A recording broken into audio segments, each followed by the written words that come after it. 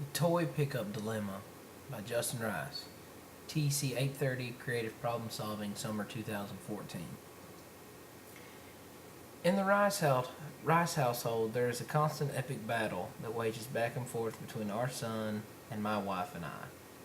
My son is 2.5 years old and is a very imaginative kid with great vocabulary and speech skills for his age. He loves pretending and recreating and creating new scenarios for his Star Wars toys or any other toys he plays with. However, over the past 2 months, he has begun to fight us a little over picking up the toys when it is rest time or bedtime. Over the last year of his life and mine, we together have amassed quite a collection of Star Wars toys and any toys, and I love the fact that he is into the Star Wars franchise, yet oftentimes our living room looks as if George Lucas himself is shooting a reshoot of the films with miniatures and toy actors in our home. We would love it if he would begin to pick them back up when he is finished, and we would also love for him to only play with a selection of his toys at a time, instead of dumping them all out in our living room floor. Our little boy is very intelligent for his age, and he is a very sweet kid. He constantly wants to play with me, but in instances when I can't, which are less often, he plays very well by himself.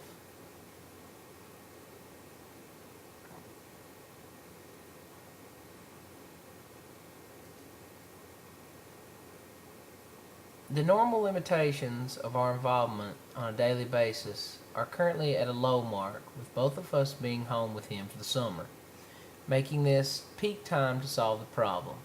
However, our little boy is a prankster and oftentimes thinks everything is either funny or a game. We do not want to punish him for not picking up his toys, so punishment is out unless it can be avoided. We do not want him to associate negative actions and or punishment with his toys and the creativity he is displaying. In short, we really do not want to take his toys from him in the fear that he will begin to act out in other ways, because really this is only one of the worst behaviors that he does. He really is a good kid, and we don't want to change that. This process will also not be limited to our home.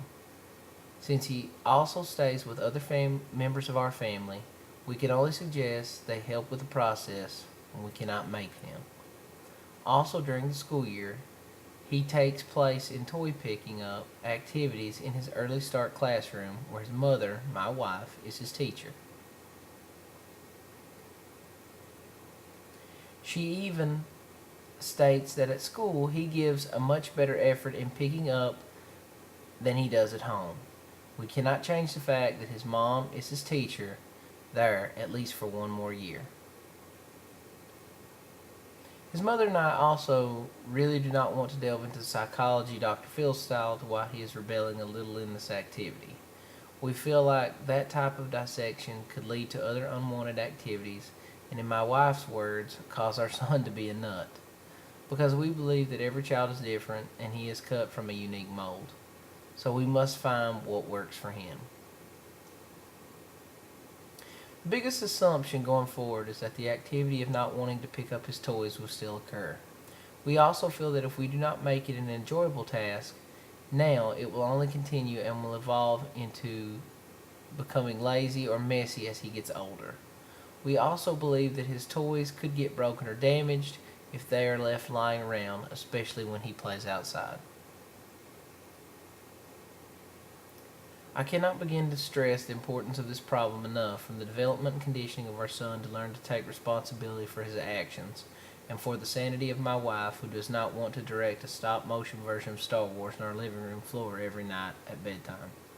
We also know that there will be other problems that arise in the nurturing and raising of our son, so the solution to this problem could help in solving those others that will present themselves.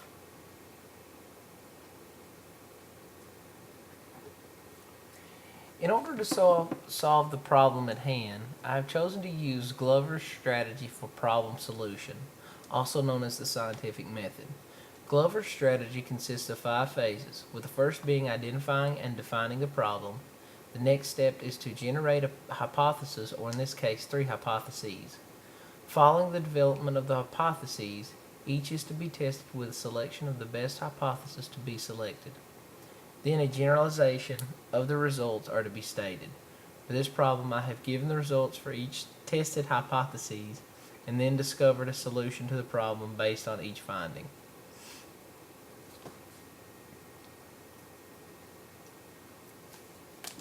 There were 3 areas of hypotheses idea generation that I dove into to try to help for 3 strong hypotheses to be tested. The fresh eye approach allows for the eyes of those people who are not commonly involved in creative problem solving to look at a problem without the tunnel vision used by those who often deal with creative problem solving. In this instance, I asked some of my friends that do not have children what they might do, and their input was almost always involving rewarding our son in some way with snacks or more toys. Other idea generation methods that were used was to write down all the things that our son likes and trying to brainstorm different ways to integrate those things into the hypotheses. Of course, during this process, I had my idea environment that helps with my creative process, including cool temperature, comfortable chair, good music, in this case Portugal the Man iTunes playlist, and my iMac late at night when everyone else was asleep.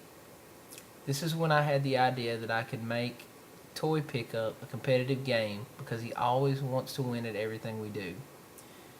The final creative problem solving step I took was to go back to the root of the problem and just simply ask our son why he doesn't like to pick up his toys. His response was interesting.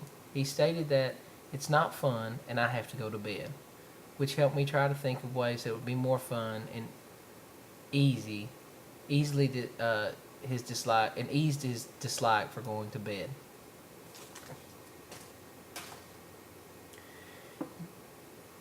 The methodology that I followed for experimenting the hypotheses consisted of at least 3 sessions of toy pickup, except for the second hypothesis, which required more for the experiment.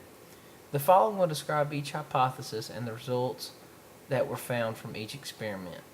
Hypothesis number 1. If toy pickup is made into a game, our son will enjoy picking up toys and will be more apt to participate in it. The game that I created for this experiment is played by our son and I, or his mother, trying to see who can pick up the most toys by counting the number of toys we place in the toy bin. Our son can currently count to 10, so whoever reaches 10 first wins. If there are more toys still to be picked up, then we restart the game count and play until all toys are put away. The test game was played 3 different times during the toy pickup, with positive results. Our son enjoyed the game and the competition, especially saying he beat his dad at the game. He won every single time because he really took initiative to beat me. At the beginning of the 3rd round of the toy pickup, he actually told me he was going to beat me and began picking up his toys before I said start. The only negative is he thinks we have to help every time now during toy pickup, which isn't a terrible thing. Hypothesis number 2. Every time our son picks up his toys, he gets to place a sticker on a sheet of paper on our refrigerator, and after 6 stickers are placed on the sheet, he gets a sweet treat. Hypothesis 2 was tested 2 different rounds of 6 pickups with mixed results. Our son enjoyed placing the stickers on the sheet, but rather leave his toys out. He did enjoy the sweet treat, but because it was not instant gratification after pickup, he had a hard time understanding the correlation of 6 stickers and the treat. Maybe as he gets older, this method would yield a more positive result. Hypothesis number 3.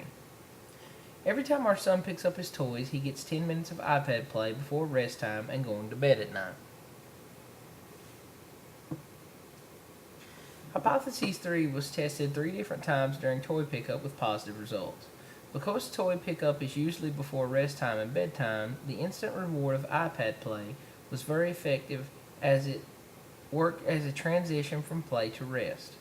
The only foreseeable adjustment to this method is iPad play would have to be incorporated in different ways in case pickup wasn't right before going to sleep.